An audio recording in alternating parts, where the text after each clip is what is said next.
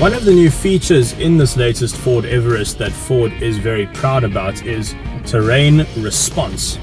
Now, they've designed the dial here using a Land Rover Discovery and a piece of tracing paper. But basically, if you're about to run over some sand, you turn it into sand mode, confirms your sand mode over there, and then because I'm about to go down a big hill, I will activate hill descent control. It tells me that it's active, and now it's basically ready and waiting to kick into action. Here we go. Can't actually see down this hill, that's how steep it is. I'm just seeing bonnet, and I think we're on 3 wheels right now. Now the idea is that with hill descent control you shouldn't have to brake or brake at all, which is currently what I'm doing. Not pressing a single pedal. And we're very calmly down that hill, which I'd battle to walk up.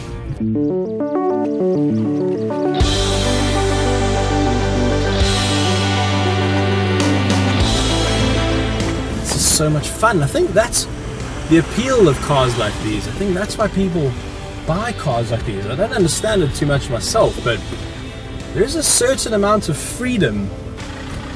If you want to just leave the tarmac, so much confidence in your car's ability to do so, and I suppose it's worth the money.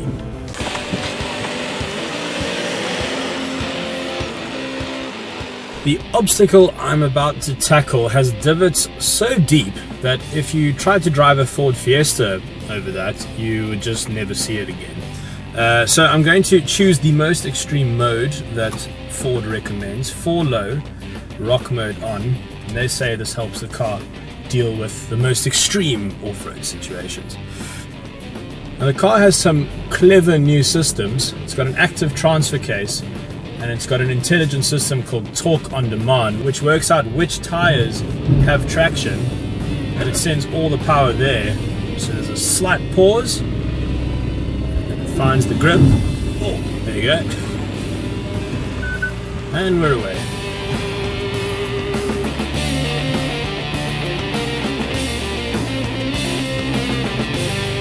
That was ridiculously easy. So Everest is very, very tall, but it doesn't actually feel like it's gonna fall over. I don't know how they've done that.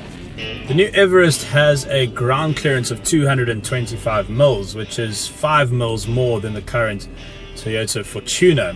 Also has a wading depth of 800 millimeters, which is pretty impressive, and I don't think this pond will bother it much.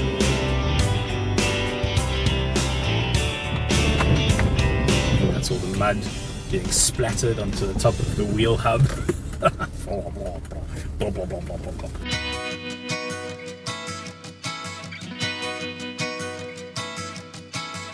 One of the reasons these bakkie-based SUVs are so popular is because they make great family vehicles. They're basically huge station wagons on stilts. And so the Everest retains its 7-seater functionality, except things have moved on quite a lot.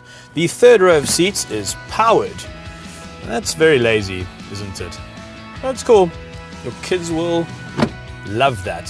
Third row passengers get their own aircon vent and their own drink holder as well. And when we move to the second row of seats, we find that they fold completely flat, and that opens up all your load space. They're very easy to use too. Once they're in position, pull this handle once, folds down flat. The rear passengers get their own aircon as well, and there's a full 230 volt plug, but it's British, so you're going to need an adapter for that, but that's pretty useful. And then onto the area where you will spend most of your time, the driver's seat. And this is very advanced. Semi-digital, semi-analog instrument binnacle showing everything from your trip computer to your 4x4 information to your entertainment and your sat-nav.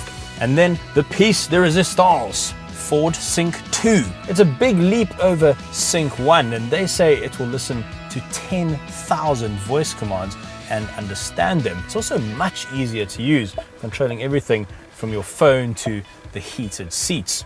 It's definitely the most luxurious interior in the segment, and it's going to be very interesting to see what its competitors do next.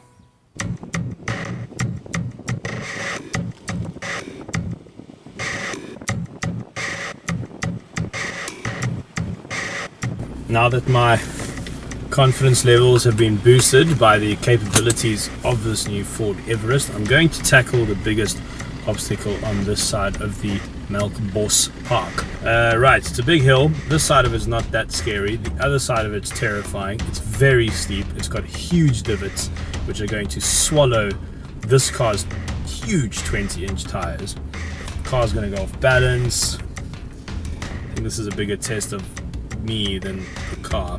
Here we go. Nice and easy. Literally cannot see where I'm going. Just seeing sky. I think I'm going to have to go full Ace Ventura on this. Get the correct line. That looks about right. Oh, that's steep. Can't see where the car's going. Gotta trust the hill descent control. Whoa! On 3 wheels. I'm not using a pedal. That's impressive. That's a big divot. Wow, the car handled that brilliantly. The whole left side of the car just dived into one of those divots. Didn't panic, didn't brake. It's one of the things you have to try very hard not to do, is panic brake.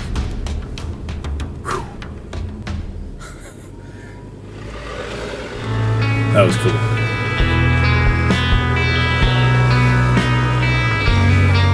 Up done, Ford. Up done. I think that's the really impressive thing about this Ford, is that you're doing all of this in almost complete luxury.